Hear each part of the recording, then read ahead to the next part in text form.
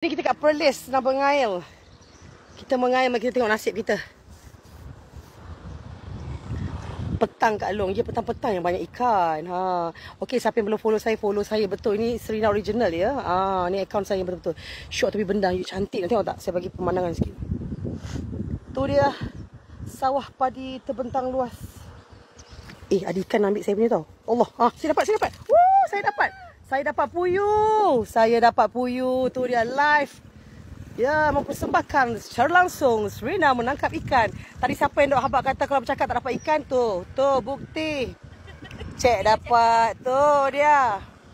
Ikan puyuh. Dik tolong dik. Masya Allah, ni mak dia suka ikan puyuh, nampak tu. Ya. Masya Allah, terima kasih ya Allah bagi rezeki kita petang ni ikan puyuh. Dapat puyuh satu. Ikan apa satu tadi? Haruan satu. Adik tu ada plastik tau kat dalam plastik ni. Ada bekas dia bawa. Dia tengok kawasan ni macam asyik lompat-lompat je, kan dia cuba. Sebagai nak gerakkan kita punya apa ni, pancing yang mahal-mahal tu, tak juga dapat. Tapi yang ini meronta.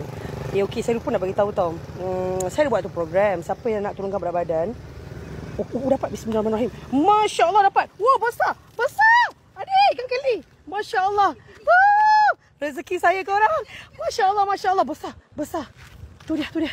Saya dapat ikan keli. Masya Allah, besar. Alhamdulillah, Masya Allah bagi saya rezeki hari ni. Nampak tu ikan keli korang besar tak? Besar tak korang? Komen cepat. Besar kan? Adik, ya Allah rezeki akak. Pengail elok. Kita ambil.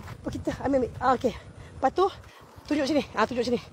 Oh, ya Allah. Masya Allah korang, saya dapat ikan keli besar.